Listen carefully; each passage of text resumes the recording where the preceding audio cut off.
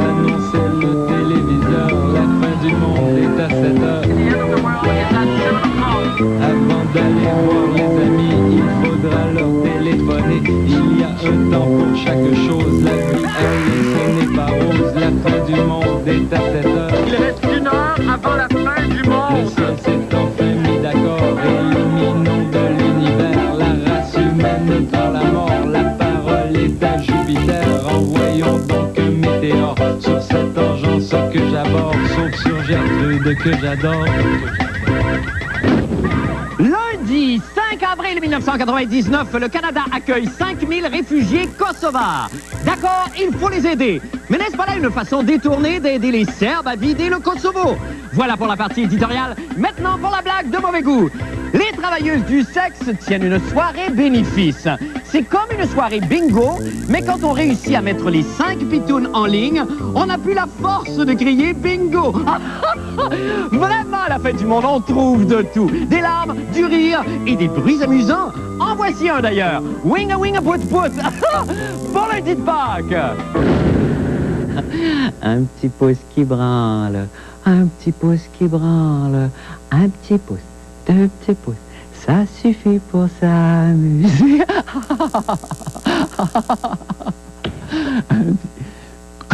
Quoi? Mais que faites-vous là? Il n'est que 5 heures? Je ne suis pas prêt. Je suis à peine maquillé. Je suis hideux. Oh, ne me regardez pas. Pardon. Oh non. Oh non. Ne me dites pas que nous sommes passés à l'heure avancée de l'Est et que personne ne m'a prévenu. Un instant, je consulte ma jolie montre bracelet. Ah! 6 heures! Mon Dieu! Ah, bye bye! Donc, nous sommes en onde et j'ai perdu 1 heure de ma précieuse vie. 1 heure! 1 heure! Vous savez qu'1 heure, c'est suffisant pour sauver quelqu'un de la mort? Escalader une montagne? Faire l'amour à une femme? Ou faire l'amour à une femme morte sur une montagne? Et quand je pense à tout ce que moi, Marc Labrèche, j'aurais pu faire avec ces 60 minutes... Mon Dieu, que j'aurais pu... Laissez-moi y penser, juste. Laissez-moi y penser. Laissez-moi y penser, j'y pense, Harpe! Avec les cartes. Placez mon jeu de cartes. Les carreaux avec les carreaux. Nettoyer mes dents. Huiler les roues des pattes de ma chaise.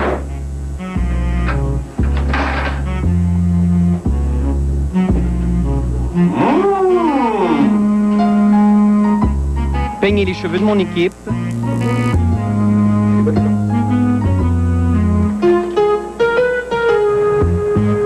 Faire sécher mon crayon feutre.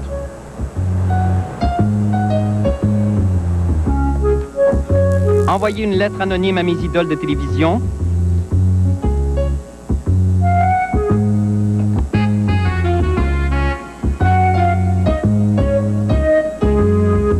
Nettoyer mon dedans de paquet de cigarettes.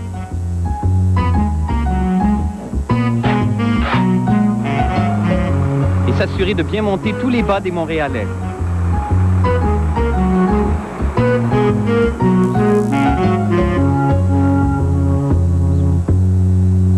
Oh! Tant. T-E-M-P-S. Je te déteste tant. T-A-N-T. C'est bon, hein? C'est de moi. J'en ai un autre. Je préfère les femmes de Paris et leur sourire si gentil aux femmes de Cancun qui ne se lavent jamais là. Bon, là, il manque une rime, mais quand ça va être fini, ça va être écœur. Maintenant, pour les nouvelles de la fin du monde, eh bien, le Kosovo, là, vous savez, c'est rendu grand, cette affaire-là. Hein? Ils en ont même parlé aux nouvelles de TQS. Ouais!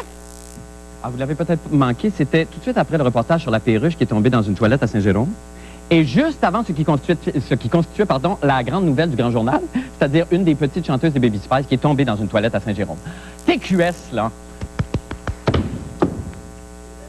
au cœur de l'actualité.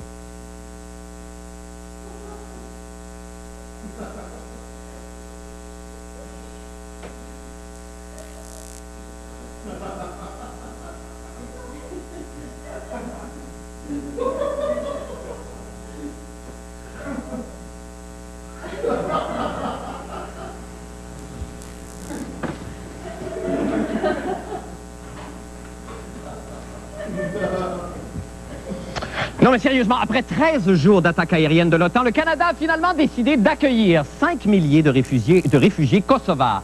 L'armée canadienne devrait très prochainement transporter ces victimes de guerre pour les abriter temporairement dans 3 bases militaires en Ontario. Le reportage de M. Patrick Masbourian. L'OTAN, qui décidait il y a 2 semaines de frapper sur la tête du méchant Slobodan Milosevic, se voit aujourd'hui dans l'obligation d'assumer en partie la conséquence directe de son intervention militaire, c'est-à-dire la triste accélération du nettoyage ethnique au Kosovo.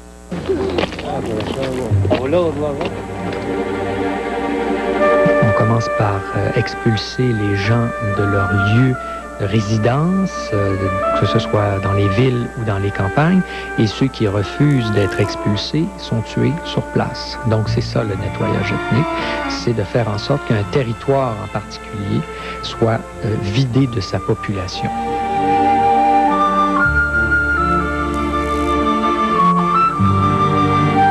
Est-ce qu'on pourrait affirmer que l'OTAN finalement a facilité le travail des Serbes et de Milosevic?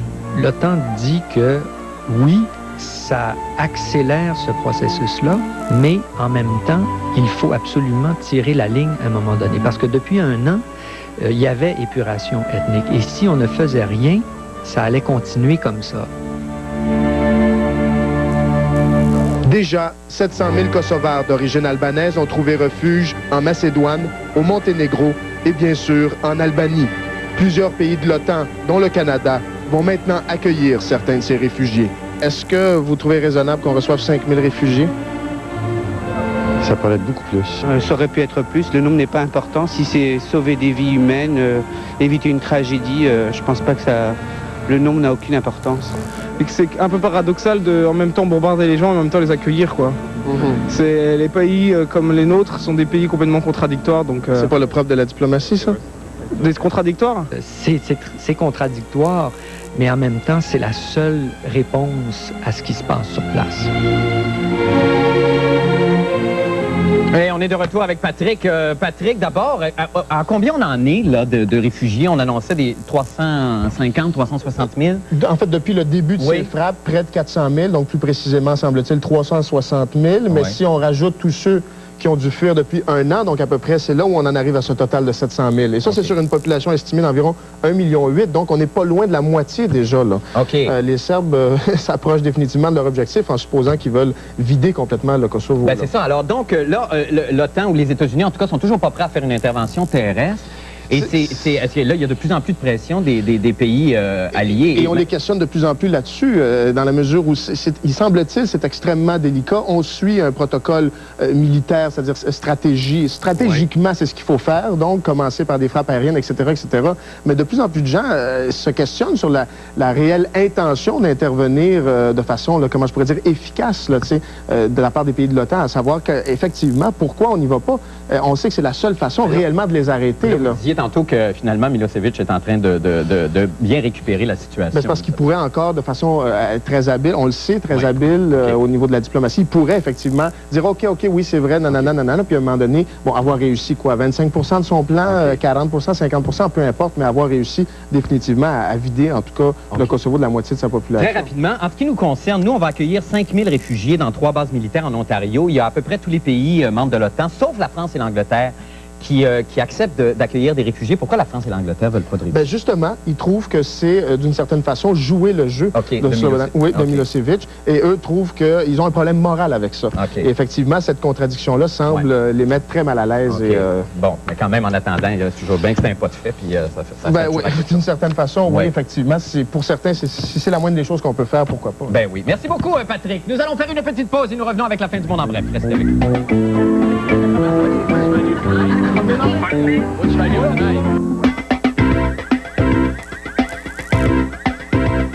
Avez-vous remarqué, jeudi passé à Montréal, pas moyen de trouver une seule prostituée? Mes enfants étaient bleus. Parce que ça, c'est une de nos activités de famille, ça. On passe à la main à notre auto puis on joue à Spot à Guédaille. Après, on va manger un sundae. Bon. Pourquoi cette absence de filles de joie et de madame qui acceptent des sous en échange de S-E-X-E? Oui, de XS dans notre belle ville? C'est que la coalition des travailleuses et travailleurs du XS tenaient leur soirée Red Light. Ça, c'est une soirée bénéfice organisée afin de sensibiliser la population aux conditions misérables de travail des fusils pattes en l'air et des pépitos brutes péteux. Oui! J'ai bien dit pépitos! La soirée a débuté par un chant guerrier. Pip, pip, pip, que désirez-vous? Pip, pip, pip, de meilleures conditions de travail et 1 heure de lunch. Hey! Fun, hein? Et il s'est terminé, croyez-le ou non, par une partie de Spot la Guédaille où tout le monde a gagné. Jean-René Dufort était présent. On écoute.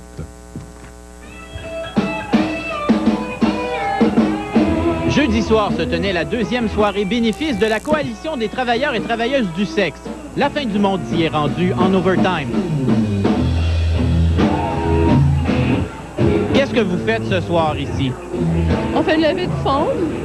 Pour un petit peu, premièrement, on célèbre un petit peu notre culture, la résistance, le courage que ça prend pour être travailleuse et travailleur du sexe, pour mener notre lutte. On veut que les gens se rendent compte que c'est aussi très politique. Le fait qu'on se prononce, qu'on se mette de l'avant, c'est toujours un risque énorme, personnel. La soirée bénéfice avait comme objectif de recueillir 1 500 $ afin d'améliorer les conditions des travailleurs et travailleuses du sexe. Un grand besoin, selon Anna-Louise. C'est drôle parce que la majorité des journalistes, la première question qu'ils posent, c'est est-ce que vous n'avez pas un problème moral avec la prostitution et les métiers de sexe? Pour moi, le problème moral que je ressens, c'est pas que les gens aient des relations sexuelles pour des raisons autres que l'amour. Pour moi, c'est pas révolutionnaire. Moi, le problème moral que j'ai, c'est qu'en 96, 10% des meurtres au Canada, c'était des prostituées reconnues. Et le taux d'investigation, de résolution des meurtres, c'est près de la moitié que pour les gens ordinaires, parce que les gens croient que nos vies n'ont aucune valeur. Les organisateurs de la soirée ont ainsi imaginé plusieurs moyens folichons de recueillage de bénéfices, tel le striptease bénéfice, le peep show bénéfice,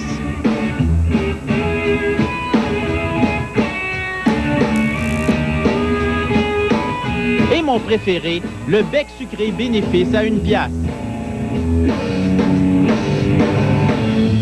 Il y a un mouvement international à travers le monde. Les gens se rendent compte que vous avez des droits en tant que travailleuses et travailleurs. Vous avez des droits à santé, à sécurité, au respect, à la dignité. C'est des choses de base. C'est normal qu'on nous les accorde. Alors il est à peu près temps que ça embraye. Dites ce que vous voulez, mais moi j'aime mieux ça que des soupers spaghettis. Ah ben, il me reste une autre pièce. Ici Jean-René Dufort, à Montréal. Oh, mon Dieu, nous allons rejoindre Jean-René Dufort qui nous attend à l'extérieur. Jean-René, bonsoir. Salut, Marc. Bon, Jean-René, c'était la 2e soirée Red Light. Oui. Il y en a eu une l'année dernière, mais c'était la première fois, je pense, qu'il y a une caméra officielle ou professionnelle, en tout cas, qui pouvait pénétrer les lieux. Oui, parce que c'est évident que ça dérange énormément, parce que ceux qui sont à l'intérieur ne veulent pas nécessairement savoir qu'ils sont là. OK. Et donc, mais cela dit, on commence à parler de plus en plus de ces travailleurs et travailleuses du sexe. Et comme disait Anne-Louise, c'est pas tellement... C'est l'opinion publique qu'on veut faire bouger, mais aussi le rapport avec les autorités policières, entre autres. Oui, parce qu'on me dit qu'il y a énormément de problèmes avec la police parce que, étant donné que c'est quand même criminel, oui.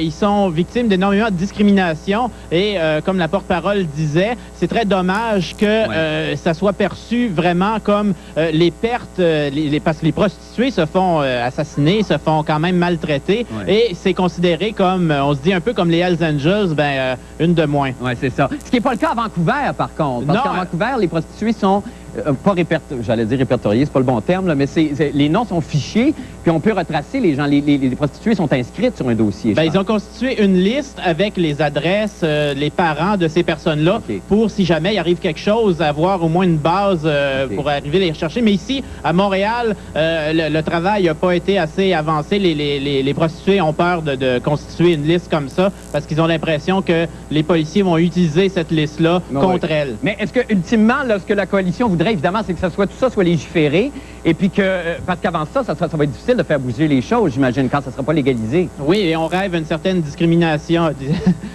décriminalisation de la prostitution, parce qu'on se dit, ultimement, et bon. Bon, vous avez un ami à côté de vous, je vais vous laisser, Jean-René. Oui. Merci beaucoup pour cette conversation. Bonne fin de soirée avec votre petit copain. Merci beaucoup. Nous allons faire une petite pause et nous laissons Jean-René à ses affaires. Nous revenons avec la fin du monde en bref. Restez avec nous. La fin du monde est à 7 heures. Oh mon Dieu! Mon Dieu, l'été s'en vient! Et là, vous vous demandez déjà sûrement comment divertir les enfants durant leurs 2 mois de vacances. Alors, j'ai 2 solutions pour vous. La première, mêler un jeu de mots avec Pauloud, le CD-ROM. La seconde, jouer à Spot la Guédaille. Quand même, que propose ce soir la première solution? Je sors la souris, j'attends 3 secondes Et ça me tente de bouger le curseur. Oui, ça me tente. Ça me tente. Bon, ça me tentait. Ça me tentait. Faut partir la semaine le genou maintenant. Avec quel compte les commentateurs sportifs endorment-ils leurs petits-enfants? Je sais pas, je pèse sur le curseur. Le petit chapeau de rouge! C'est cute! C'est pas très drôle, mais c'est cute! Voici justement Paul et sa chronique sportive. Paul, bonsoir! Comment allez-vous? Ça va très bien, vous-même? Oui, passez un bon week-end de Pâques. Très beau week-end de Pâques. Vous-même, comment va Francine? Ça va très bien. Je suis content pour également. Ah, très, très bien. Tout va bien. Vous avez été quand même un avis particulier ce soir. Vous allez voir pourquoi dans quelques instants, parce que nous allons avoir une chronique un peu scientifique ce soir. Oh, bravo. Mais tout d'abord, pour vous rappeler que c'est le début de la saison au baseball, enfin, en ce qui a trait aux expos. La saison s'est amorcée hier au Mexique, à Monterrey, alors que les Rockies ont battu les Padres. Mais premier match des expos ce soir, et pour la première fois en 30 ans, le match inaugural des expos n'est pas télévisé. Ben oui. Quelque chose quand même. C'est le début de la fin. Hein? Radio-Canada avait le choix entre les expos ou entre Virginie, La Petite Vie, 4,5 et Omerty. Et Omerta, pardon. OK. On a opté pour faire aider les gens. Qui pensez-vous est le plus puissant entre Fabienne Larouche et Orlando Merced? Je dirais Fabi. Ah oui. TVA ne diffuse pas de baseball. À TQS, on diffuse le match de hockey. On ne fait plus de baseball. À Télé-Québec, on a été approché, mais c'était les choix de Sophie. Et Sophie a flashé les expos. On a regardé également la possibilité de diffuser le match à Télétoon. Mais il y avait le populaire Huggy et les cafards, Ivanhoé, Robin Desbois et Drôle de voyous. C'est bon. C'est très bon. Alors donc, c'est ça. Et au canal multiethnique, c'est Télé-Cambodge à 19h. C'est Télé-Cambodge. Que j'aime beaucoup d'ailleurs. J'ai jamais écouté. Vous savez, je vais ici vous offrir, mesdames et messieurs, la formule mathématique que j'ai conçue au cours de la journée, parce que ce soir, si le Canadien perd à Boston et que les Sabres battent les Penguins de Pittsburgh, le Canadien sera mathématiquement éliminé. Bon, OK, comment? C'est trop simple. Ah bon, d'accord. Parce que j'ai mis au point ici une formule qui vous permettra désormais de pouvoir prédire le nombre de points que les Canadiens obtiendront dans une saison. D'accord. La formule est la suivante. CH égale 2n moins 1 sur x carré, moins j, moins l'ensemble du facteur RT plus BR, plus la racine carrée de GE sur l'intégrale de 2PIC S. Je vous explique à peu près comment ça marche.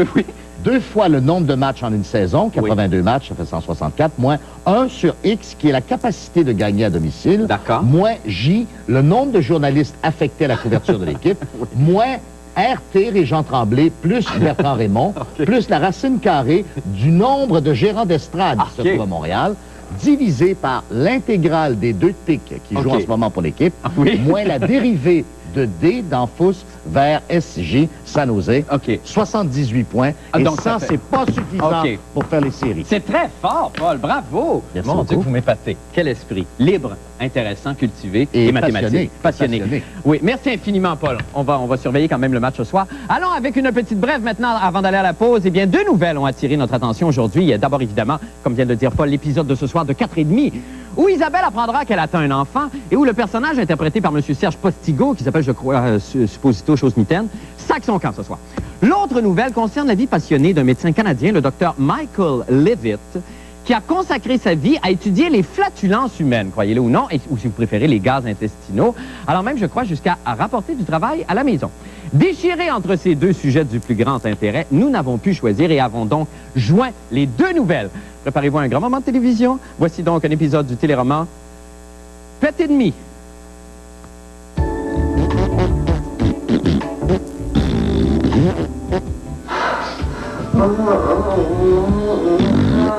Hey, tu veux décoller aux dames?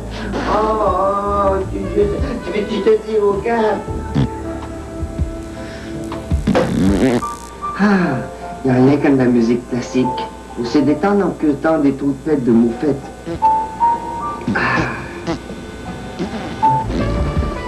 Salut, Gab. Le café? C'est Supper Slack.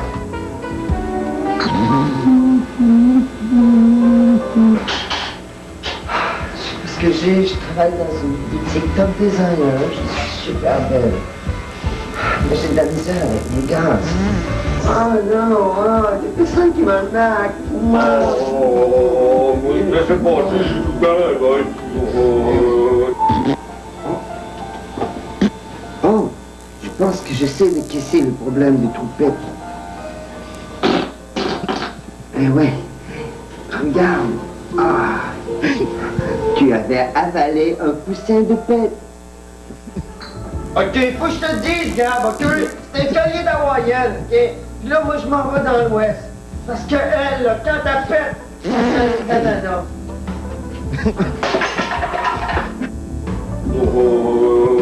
Moi, je veux pas le péter.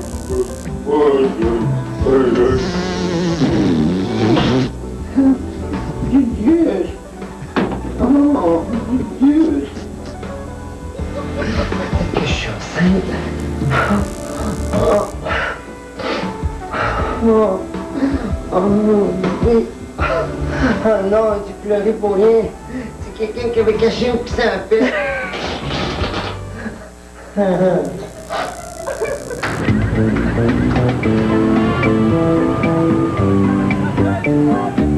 Autant qu'il fera avec le météorologue amateur de la semaine directement de la Guinée-Bissau, ça c'est en Afrique, c'est l'auteur-compositeur Lilisson du Canara. Lilisson, bonsoir. Bonsoir. Comment allez-vous? Ça va très bien. Alors je montre le disque ici dont on est tous tombés sous le charme ici au bureau. Parfait. Ah ben on est très contents. Ça fait du bien. Ah oui, ça fait du bien. Oh! Lilisson, écoutez, on a 30 secondes à peine pour la météo. On va vous laisser jouer. J'espère qu'on va avoir plus le temps de se reparler au cours de la semaine. Mais allez-y avec votre météo, Lilisson. Parfait. D'accord. Demain de soleil, avec quelques passages nuageux. Il fait 11 degrés maximum, minimum 1 degré, chaud, chaud, chaud. C'est là-dessus qu'on se lève. Merci beaucoup, à demain. Chaud, chaud, chaud, chaud. À demain. Surveillez la chronique La fin du monde.